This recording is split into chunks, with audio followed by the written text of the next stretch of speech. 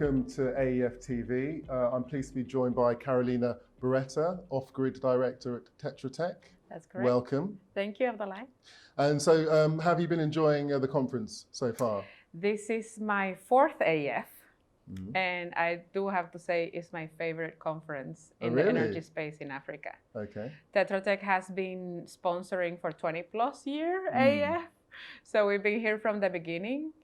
And you know, myself, this is my fourth AEF, and year after year, but now more than ever, I mean, I have seen so much action on, you know, all the deals that you're able to close when you come here. Okay. Were you at the COP26 conference beforehand? I wasn't. We did have a team member over there, and at COP26, you know, this is really where the big commitments are made, but it is in places like AEF where the action happens, right? So one thing is the high-level commitments. Another very different things is, you know, when you are on the ground, closing a deal, making something happen, you know, and not just a high-level commitment. Okay. And can you tell me a bit about what you've been up to for the last few years with the OffGrid the developments? Absolutely. And OffGrid and OnGrid. Tetra Tech is an advisory firm working with governments, utilities. We work literally from utility reform to renewable energy auctions to off-grid space, rural electrification, last mile connection. Personally, I work in the off-grid space. And what we're super excited to see right now, particularly post-COVID, is the development of the Nexus activities. So we're implementing programs such as water and energy for food, for example. These are activities of economic growth. These are activities that proved during COVID that we need to electrify communities that are able to generate income and not just electrify them to turn on a light. So we're super focused on the nexus with water, food, agriculture, to make those communities grow. Sounds like a very kind of a complicated kind of mix there. So can you just talk to me a bit about kind of about how you're making that kind of work? It is extremely complex when you're talking about, imagine, 3 sectors, right? Absolutely. So we need to work with the Ministry of Energy, agriculture, water, make them work together, coordinate efforts. More than ever, we just finished a panel right now of the integration of on-grid and off-grid.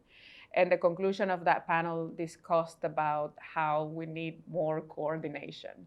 We have to stop working on these silos. And when we make that coordination happen, communities are the ones that are going to benefit. Absolutely. And presumably that process requires a lot of local cooperation on the ground? Absolutely. We have team members in almost every country in East and West Africa.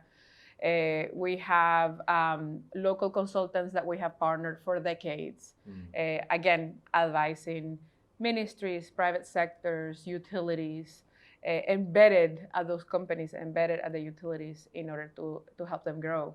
A lot of those consultants are local nationals. We have built a lot of capacity, some of them expats, but most of our team members are African entrepreneurs themselves. Yeah, absolutely.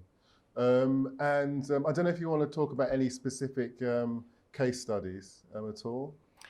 Sure. I mean, case studies is interesting because this afternoon I'm also in another virtual conference. So this is what COVID has. Virtual conference. Yes, this is what COVID has done to us. We need to be in 2 spaces at the same time. Yeah. But you know, one of the case studies I'll be discussing there is specifically on the Nexus, and I'll be talking about a company that failed.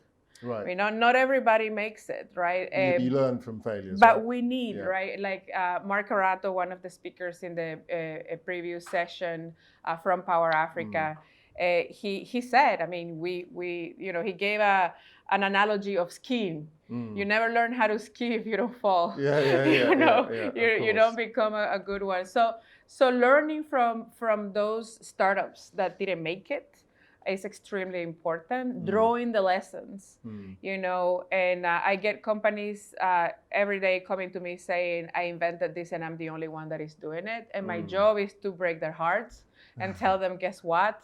You're not.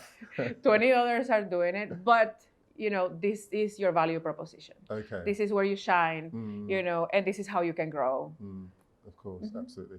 And you touched upon it briefly there in terms of, you know, this whole, like, you know, the virtual space that we've all been in for the last, you know, couple of years because of, you know, because of the pandemic. How important is it for people all to be together in one place, having these discussions and making these deals? Absolutely.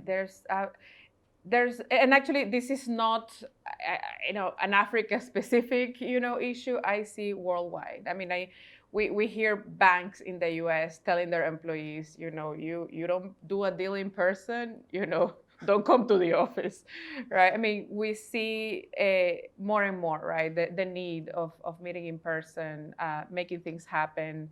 Right now, we have many companies, developers telling us there's an avalanche of finance coming, right?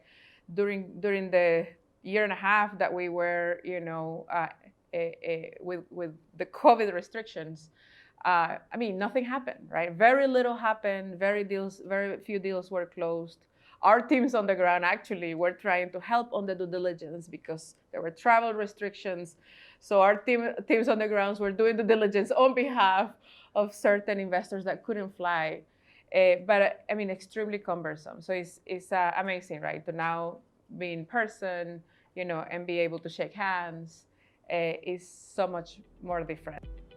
Okay, Carolina, thank you very much indeed for joining us and enjoy the rest of the conference. Thank you.